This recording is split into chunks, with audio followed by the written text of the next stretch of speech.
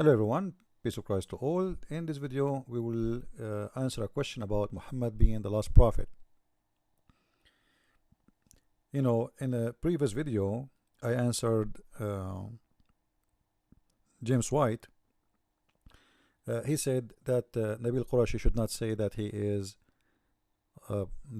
was a devoted Muslim. He should say he was an Ahmadiyya, and he claimed that the Ahmadiyya is rejected because they don't accept Muhammad to be the last prophet, and they have a new prophet, which is showing us the ignorance of Mr. James White, because the Ahmadiyya, they don't believe in a new prophet, uh, but they believe that Ahmad Mirza Ghulam, the one they follow, is the coming back Messiah. And even the Muslim Sunni, they believe that the Messiah will come back, and that will not make a new prophet, for he was exist previously and he will come back, so he will not be a new one, he is still an old one.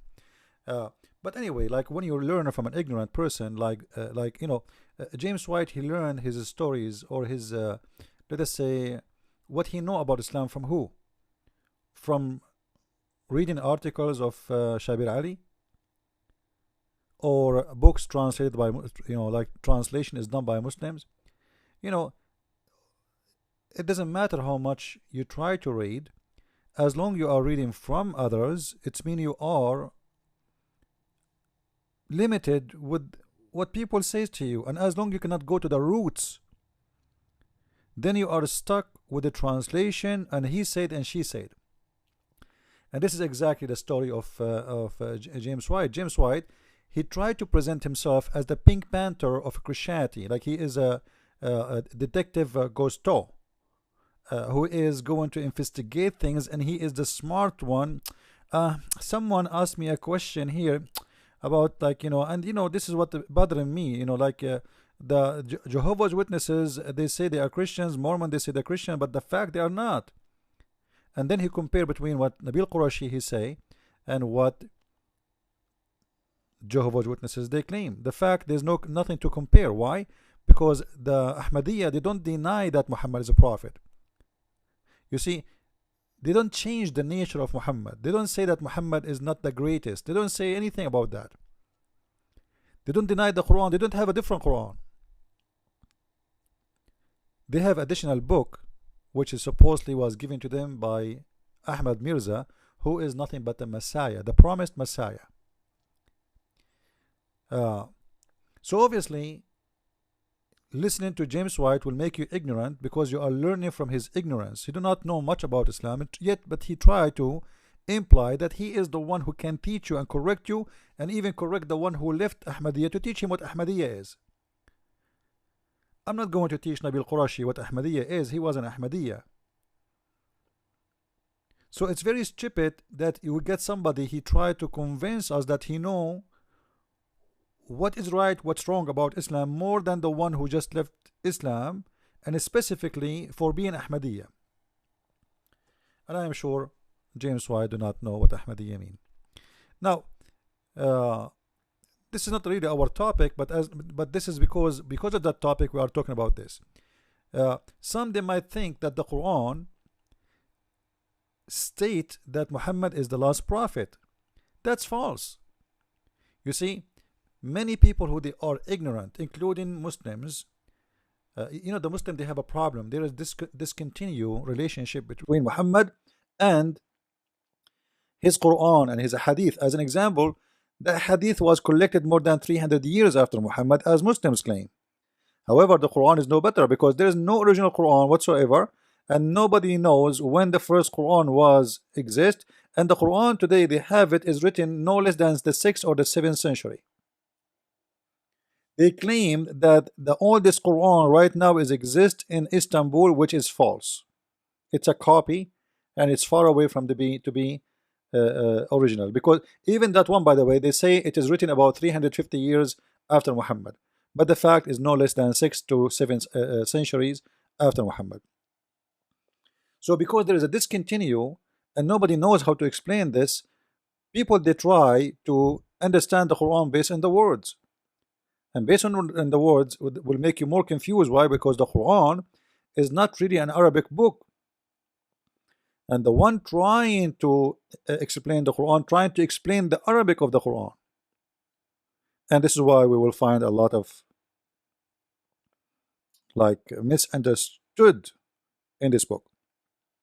As an example, it says here, ما كان محمد أبا أحد من رجالكم ولكن رسول الله وخاتم النبيين. The word khatim, all Muslim translated as the seal of the Prophet. The seal of the Prophet. You can click any translation you want. Here we go. Any translation you want. He was the seal of the prophethood. Alright? You see it?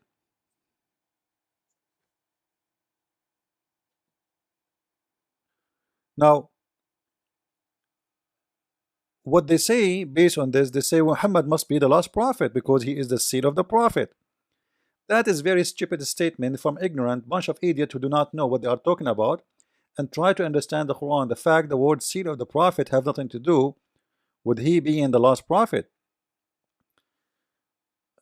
I don't know if you heard that Muhammad, he have a seal in his back. He have a seal. Physical seal. And it's written in many stories in the hadith. Let me see if I can find you. Here we go. I asked Abu Sa'd Al-Khudari, etc., etc. And by the way, look how funny the Muslim translation. Like, is that supposedly a translation? Seriously. Like, look how many words in Arabic. All of this is in Arabic. And now, back. What the heck? I asked Abu Sa'id Al-Khudri, okay, أنه about the seal of the Prophet. Like, what is the translation? What does that mean? And then, oh, Rasulullah sallallahu alayhi wasallam. Okay, what? He said it was a piece of raised flesh that was on the back of Muhammad. So Muhammad, he have a physical seal in his back.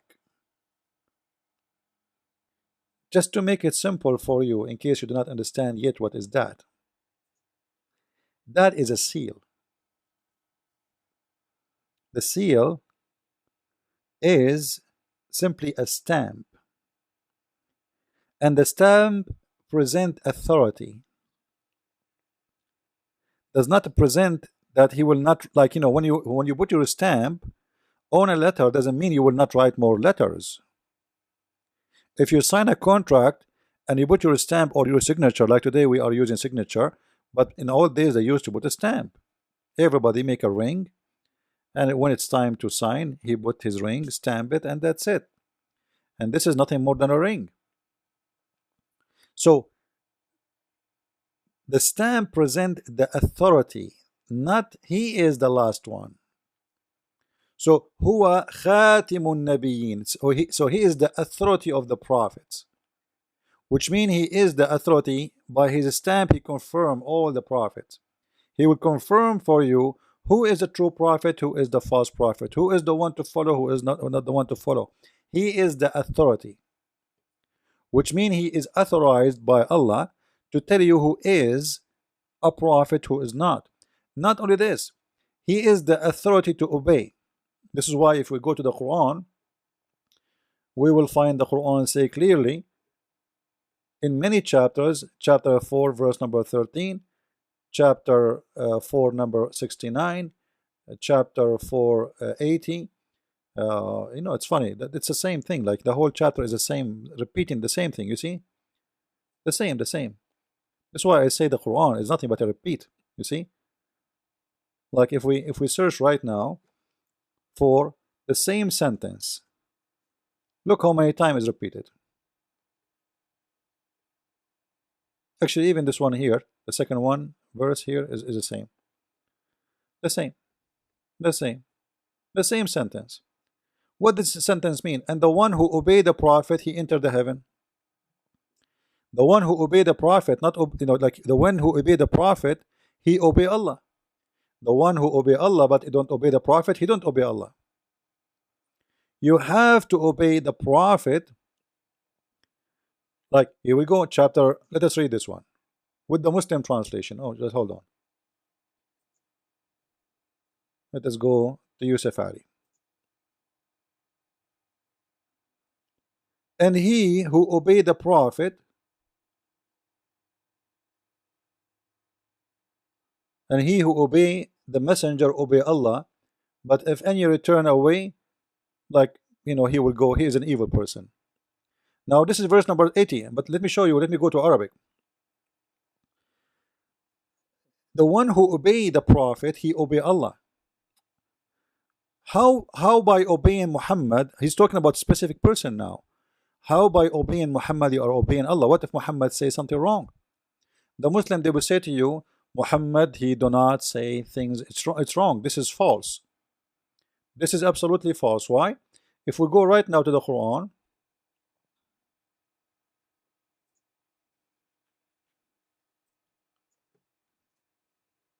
we will see the Quran saying in the chapter of At-Tahrim,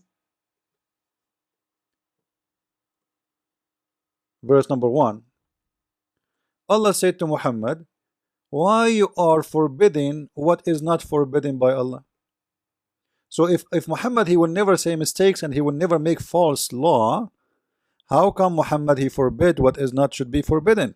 And what is forbidden here, he forbid himself from having sex with a slave. When his wife strike and throw rocks at his house and they make a big problem, he promised them, he swear by Allah, I will never have sex with her again. But then Muhammad, he got horny, and how he can cancel his promise? He forbid himself, which means he fabricated a law. Because remember, the Muslim, they have to obey what the Prophet do. If the Prophet, he forbid himself from having sex with the slaves, well, the Muslims, they have to forbid themselves from having sex with the slaves. Whatever Muhammad do, you do. Muhammad forbid, you forbid. So in chapter, in this chapter, when Muhammad forbid himself from having sex with slave women, he used to have sex with her in the beds of his wives, and the wives, they get so angry from him, and then he was afraid from they might kill him. But then he got horny, so he come with this verse to cancel what he promised. So look what he came with. Look how evil he is. Allah said to him, supposedly Allah is talking, the fact this is Muhammad himself making a verse so his wives cannot complain no more about him having sex.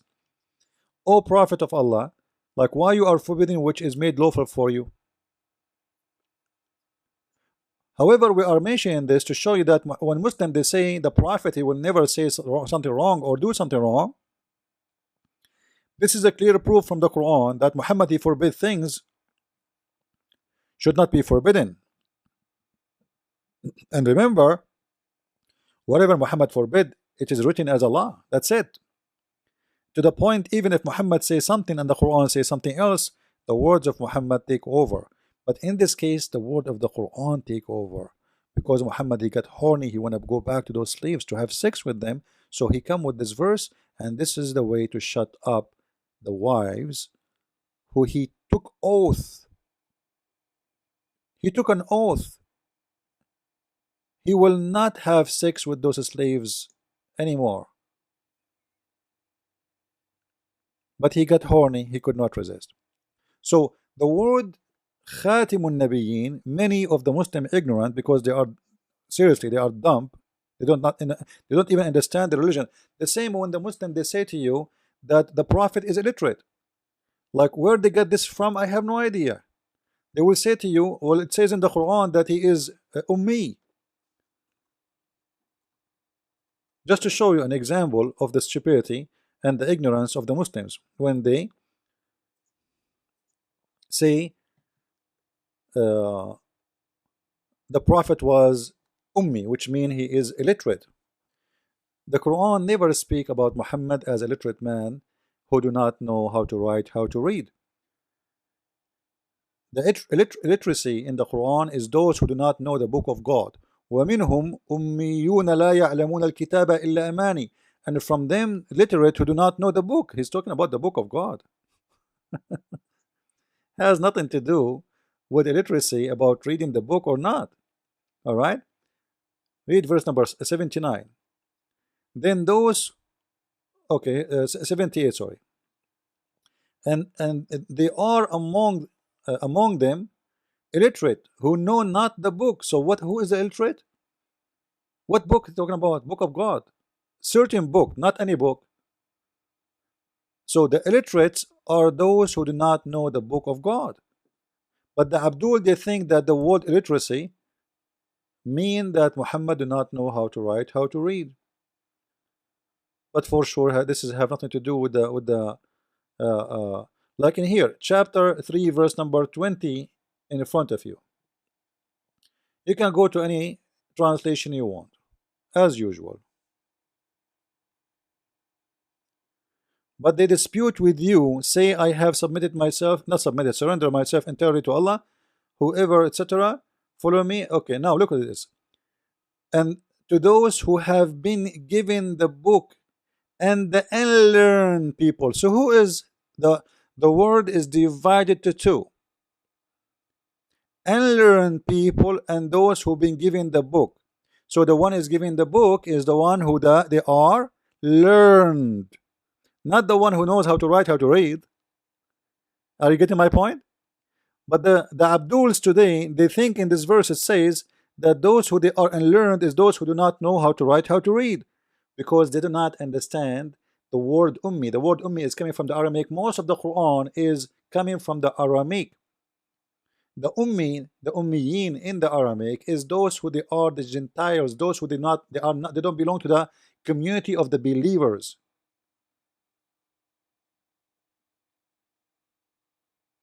So the same as the Jews they have the believers and they have the unbelievers, and each one of them have a name. So the word ummi is coming really from the Aramaic, which is claiming that those who do not know God, they are ummi, which coming from the word nations, from the nations, not from us. The word is mother. It's mean mothers, which mean many nations. Like we are coming from one ummah, one which means one mother. So all of us, we are one nation. Is many mothers or many nations. So those who they are ummiyin is those who they are not from us, which means they are not from the people who learned about God, for they do not know the book. And the Quran, as you see, confirming that. But yet the Abdul today, they insist that Muhammad is illiterate. This is why you see the Quran call the Christians people of the book. Like, does that mean every Christian in the world knows how to write, how to read? This is a stupid thing to say. As an example here in chapter 62, verse number 2, you will see it says that it is He, which means Allah, is the one who sent a messenger to the unlearned one, illiterate one. If this is true, if the word illiterate mean those who do not know how to write, how to read, that's mean Muhammad, he can be only a messenger for those who do not know how to write, how to read.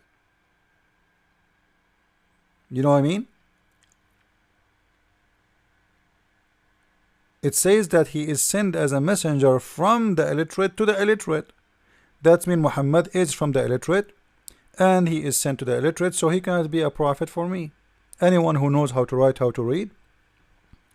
So obviously the unlearned here or the illiterate here mean that those who do not have a knowledge of the book of God. This is why the Quran divide the people to people of the book and the people who they are illiterate. Illiterate about what? Illiteracy about God. But the foolish Abdul, they think that the word illiterate mean that he is a prophet who do not know how to write, how to read. There's many hadith, tons of stories stating clearly that Muhammad knows how to write and how to read. Is it clear? So this is not the first time even Muslims they have wrong understanding of their book. They always have no understanding of their book.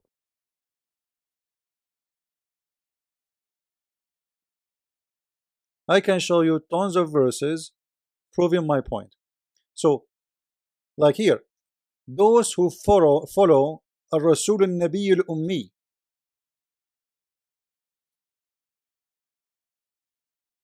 The Muslim, they translate it as those who follow the illiterate prophet. This is stupid to say. Al-Ummi, which means he was from the Gentile. He is not a believer. Muhammad never been a believer. This is why Allah, he said to him, like, we taught you, we found you lost, and we guide you. And you do not know what Iman, what belief, what faith is, and what scriptures is.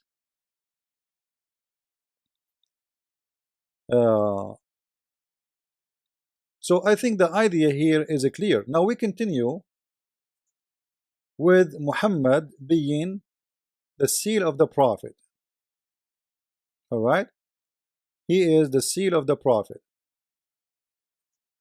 When the Muslim, they say Muhammad is a seal of prophet, they claim that he is the last prophet as they understand, but because, as I said, they are ignorant. So what does this mean?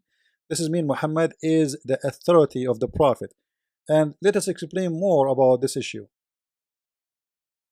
You see all those hadith here showing you that Muhammad, he have a seal, physical seal in his back, which means he hold the authority. He is not, like, it is not him the last prophet. He himself is the seal, which means Allah, he stamped all the messages of the messengers by Muhammad. He is the seal.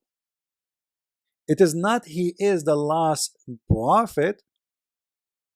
And as you see, there is tons of hadith confirming that this is true. The Prophet of Islam, he have a physical seal in his shoulder. And they are describing it simply, it's a mole. It's very stupid. It's false for sure. So if you have a mole in your back, you must be a seal of prophet. Now,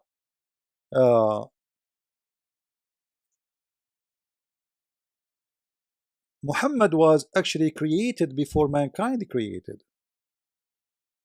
And this is mean if Muhammad is the last prophet, this is mean all the prophet came after him, they are false, including Adam, because Adam himself was a prophet.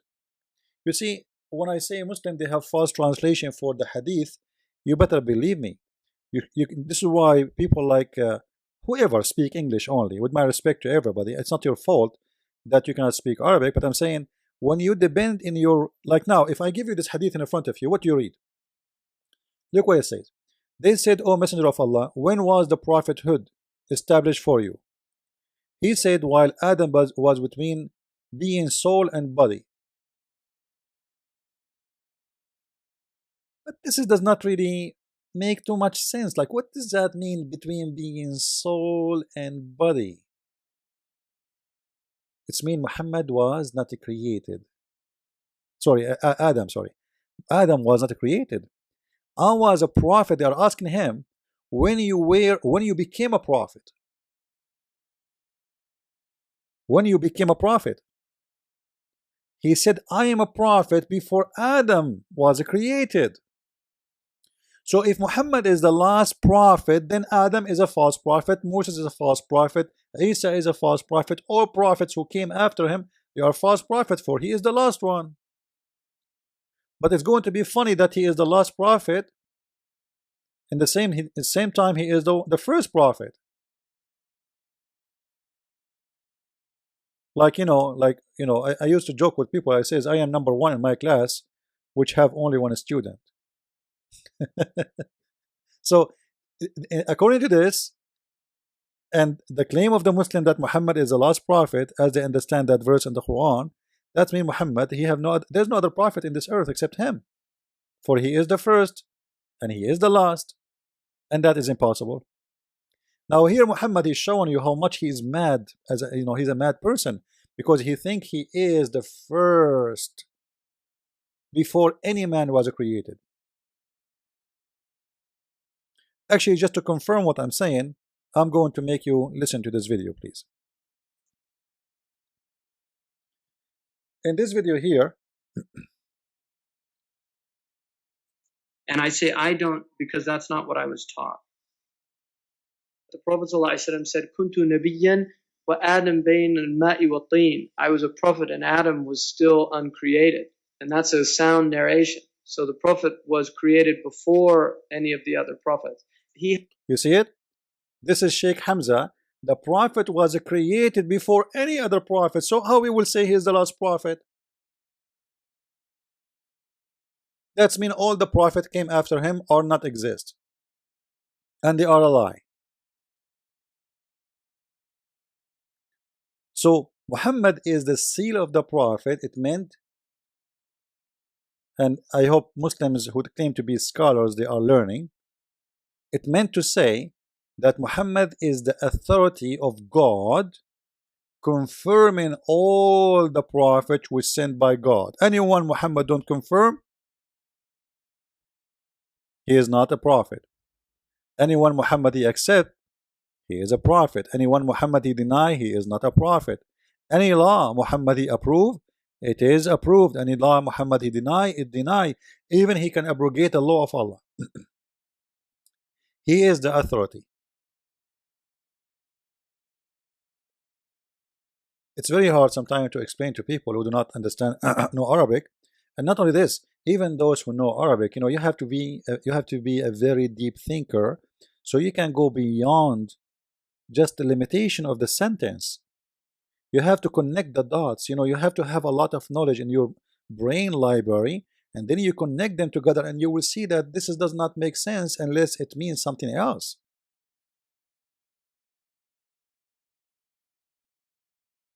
And when Muhammad he says, I was created before all mankind, even by the way, the throne of Allah, all the chair of Allah have the name of Muhammad in it. You believe it or not? There is a hadith says, Lawlaka, if not Muhammad, nothing created. And those are Sunnah, by the way. Those are not Shia. Like some they will say to you, Shia says that. Not true. You can watch the whole video here and you will see that Ibn Taymiyyah said that this is true, that everything was created for the Prophet. You can just go to the beginning of the video and you will see it. Everything is created for the Prophet. Say that the Prophet ﷺ is not central to the Islamic teaching is wrong. To say that he was a messenger and he gave his message and that's the end of it, that is not true. Ibn Taymiyyah was once asked, can you say, had it not been for the Prophet, the world would not have been created? He was asked that. It's in his book on Tasawwuf, his fatwas. Ibn Taymiyyah said, that statement has truth in it. And he said the reason is that everything that is less virtuous serves the more virtuous. And so the example he gives. All right. So everything in this earth is created for the sake of Muhammad. So he was exist before everything else because it was created for him. Like when I say everything in here in this room is to serve me, created for me, that's mean I was exist before they are exist. Otherwise you don't say created for me. Especially if you are coming after thousands and thousands of years. He did not say it is for Adam. He didn't say it was for Isa. He didn't say it was for the Muslims. He didn't say for mankind. He says for me. For sure, that's explain the madness of Muhammad. He have a mental issue. So you are listening to a man, he worship himself, he think he is God, even though he claimed to be a prophet. This is why Muhammad he changed his name from Qatham to the praised one, because Muhammad mean Qatham. Actually, if you see in the hadith here, in the hadith doesn't, like there's different hadith. I will try to find it where it's speaking about him as Ahmad, like Ahmad, why? Well, Allah created everything for you. He says yes. And actually even the Muslims, they say that everything is created from the light of the Prophet. Why? Because the Muslims, they cannot understand their Quran. Look here.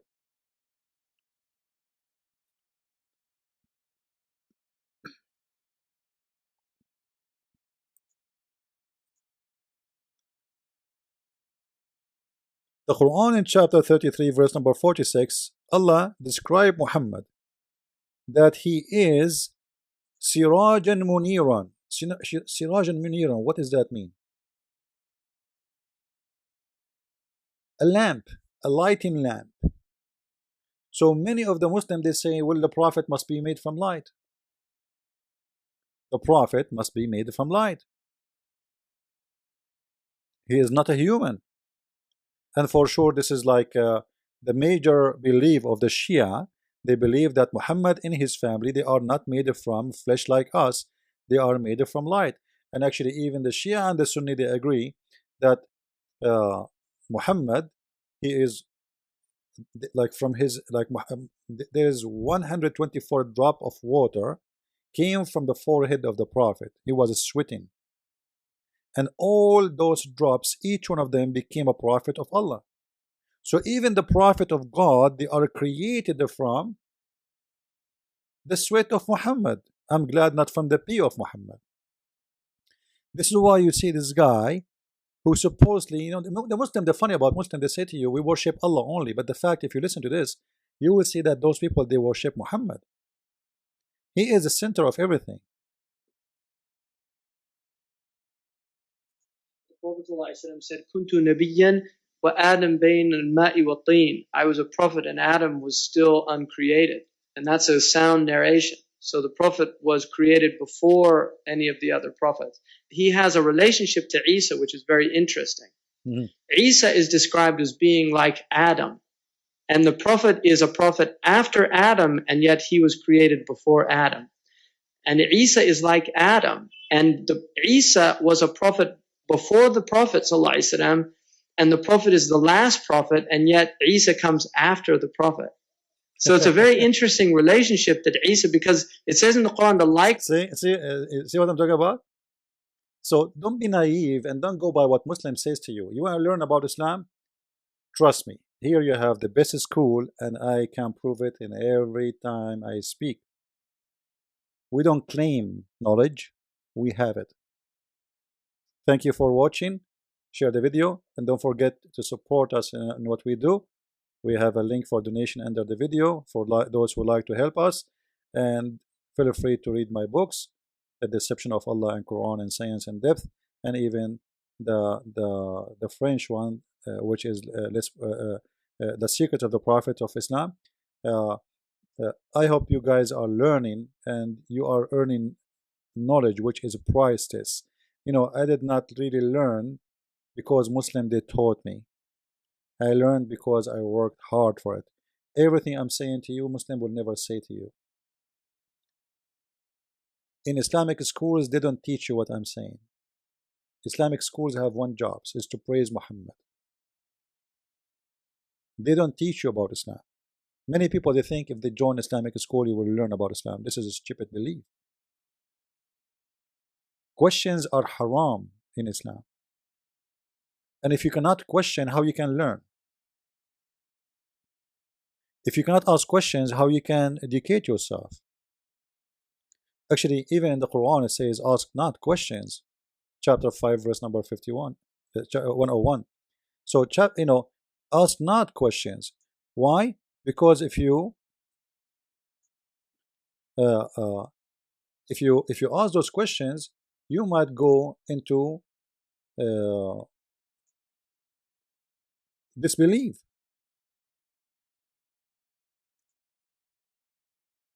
Let us see.